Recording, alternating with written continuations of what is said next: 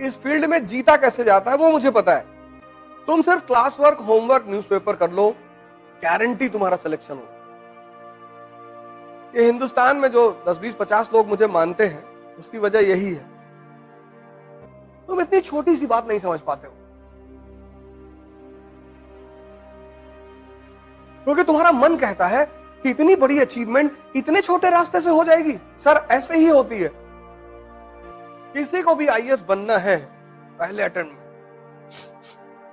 वो अपनी एनसीईआरटी पर कमांड बना ले। तो मुझसे पूछते रहा करो, क्योंकि हर आदमी ओमनीसिएंट नहीं है। मैं भी तुम लोगों से बहुत कुछ सीखता हूं। इस दुनिया में कोई ओमनीसिएंट नहीं है। तुम्हारे पास भी दिमाग है, तुम पढ़ते हो, तुम किसी पर्सपेक्टिव से सोचते हो सकता है मैंने उस पर्सपेक्टिव से ना सोचा। तो जब तुम मुझसे सवाल करते हो तो मैं भी तुमसे कभी कभी सीखता हूं। ना आने का मतलब कुछ बुरा थोड़ी होता है। हर आदमी को सब कुछ थोड़ी आता है। इस फील्ड की जो विधा है, इस फील्ड में जीता कैसे जाता है वो मुझे पता है। हो सकता है मुझे हिस्ट्री कुछ भी ना पता हो, लेकिन इस फील्ड में जीता कैसे जाता है, कैसे आईएएस पे सिलेक्शन होता है, क्या करना पड़ता है, वो चीजें मुझे पता है बस। तो इसलिए मैं हमेशा तुम लोगों से क्लास में कहता हूं कि क्वेश्चन पूछते रहा करो। कुछ भी क्वेश्चन पूछो, कोई बात नहीं आएगा मैं तुमको सॉरी बोलूंगा, मैं पता करके आके फिर तुमको बताऊंगा, वो कोई मुद्दा नहीं। इस एग्जामिनेशन में इतना पढ़ना थोड़ी है। यहां जितने लोग तुम लोग आते हो, बस मेरी एक बात मान लो, क्लास वर्क और होमवर्क और सिलेक्शन अगर नहीं होगा ना, तुमको 2 साल का खर्चा देंगे 30,000 रुपए महीने के हिसाब से।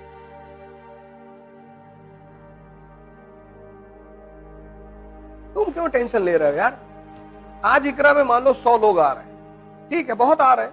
ये 100 वो लोग हैं जिन्होंने जीवन में खतरा ले रखा है कि पैसा डूब जाएगा, तो लेकिन चलो। जब तुम कोई बिजनेस शुरू करते हो तो तुम्हारा बिजनेस पहले दिन में नहीं खड़ा होता। बिजनेस का पहला चरण है फेथ। इतनी बड़ी बड़ी कंपनियां मार्केट में हैं, तो लोग उनको पास जाएंगे। जब आदमी पैसा देता है वो कहता है कि यार जिसका नाम है उसके पास चलो।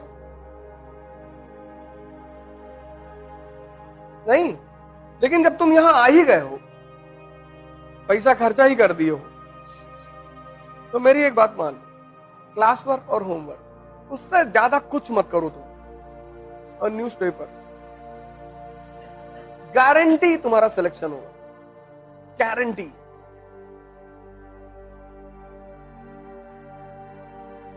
हम अपनी गारंटी ले रहे हैं, अपनी। और आज से प्रयोग नहीं कर रहे हैं। पिछले 15 साल, 20 साल पढ़ाते हो क्या? 15 साल से प्रयोग कर रहे हैं। 15।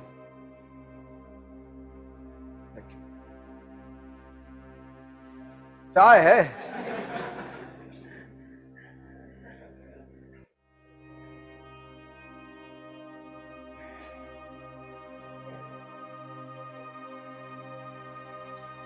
तुम सिर्फ क्लास वर्क, होमवर्क, न्यूज़पेपर कर लो, गारंटी तुम्हारा सिलेक्शन हो। ये हिंदुस्तान में जो 10, 20, 50 लोग मुझे मानते हैं, उसकी वजह यही है। किसी डॉक्टर की जब दवा सूट कर जाती है तभी तो दोबारा तुम उस डॉक्टर के पास जाते हो। इस एग्जामिनेशन में तुम बहुत पढ़ नहीं पाओगे, इतना जान लेना। हाँ, जब तुम्हारी जो क्लास में इकोनॉमी पढ़ाई गई है वो कंसोलिडेट हो गई, हजम हो गई, उसके बाद जब तुम दत्ता सुंदरम उठाओ, अब तुम सोच के देखो, तुम्हारा नेशनल इनकम चैप्टर क्लियर है, सब पता है तुम। अब तुमने दत्ता सुंदरम की किताब उठाई पढ़ने के लिए, कितना देर लगेगा? 10 मिनट, क्योंकि सब तो समझ में पहले से है। नहीं समझे? समझ गए ना? जैसे मैंने तुम्हें पढ़ाया इंडस्ट्रियल रेवोल्यूशन, तुमने कंसोलिडेट कर लिया, हजम कर लिया, फिर किताब उठाया, कितना देर लगेगा? 10 मिनट। तुम इतनी छोटी सी बात नहीं समझ पाते हो, क्योंकि तुम्हारा मन कहता है कि इतनी बड़ी अचीवमेंट इतने छोटे रास्ते से हो जाएगी। सर, ऐसे ही होती है।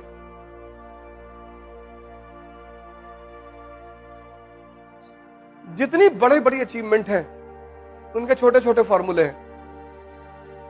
जितनी छोटी छोटी अचीवमेंट है उनके बड़े बड़े फॉर्मूले हैं। नियम है इस संसार का। यहां सबको बोलो भैया मैं सच बोलता हूं, तुमको लोग कहेंगे कि झूठा एक नंबर का है, और तुम सबसे बोलो कि मैं झूठ बोलता हूं तो लोग कहेंगे बहुत सच बोलता है ये आदमी। ये अजीब सा खेल है, अजीब सा। एनसीईआरटी में कितनी बार तुम लोगों को बोला हूं, एनसीईआरटी मतलब सोचने का तरीका, एनसीईआरटी मतलब आधारभूत ज्ञान। जितने लोग एनसीईआरटी तैयार कर लेते हैं आईएएस की कोचिंग करने से पहले, उनके फर्स्ट अटेम्प्ट में सेलेक्ट होने की संभावना 90% बढ़ जाती है।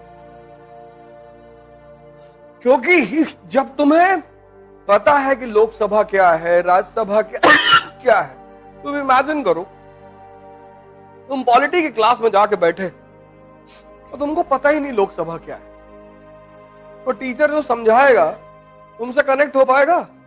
नहीं होगा। लेकिन अगर तुम्हें पता है तो तुम कंसंट्रेट करोगे।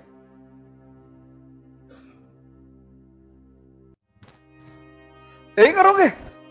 फिर तो 50% तुम सीख के आए थे और 50 तुमने क्लास में सीख लिया। जड़ मजबूत हो गई कि नहीं हो गई? किसी को भी आईएएस बनना है पहले अटेम्प्ट में, वो अपनी एनसीईआरटी पर कमांड बना ले। अब जैसे पहला चैप्टर है विपिन चंद्रा का, क्लास 12th वाली एनसीईआरटी है ना विपिन चंद्रा, उसका पहला चैप्टर है 18वीं शताब्दी का भारत, है ना। अब वो चैप्टर जब तुमने खत्म किया तो पहली चीज क्या क्लियर होनी चाहिए कि मुगल साम्राज्य का पतन क्यों हुआ। यही तो पहली हेडिंग है। दूसरी चीज क्या क्लियर होनी चाहिए? क्षेत्रीय राजवंश, राजपूताना, अवध। पढ़ी हो कभी एनसीईआरटी? बताओ अवध के बारे में।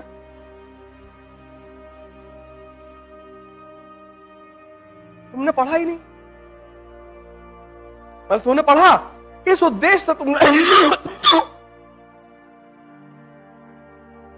इस उद्देश्य से तुमने नहीं पढ़ा। तुमने पढ़ा, मैं ये नहीं कह रहा तुमने नहीं पढ़ा, तुमने पढ़ा, पर तुमने उद्देश्य विहीन होकर पढ़ाई की। तुम्हारा पढ़ना बेकार चला गया, तुम्हारी मेहनत बेकार चली गई।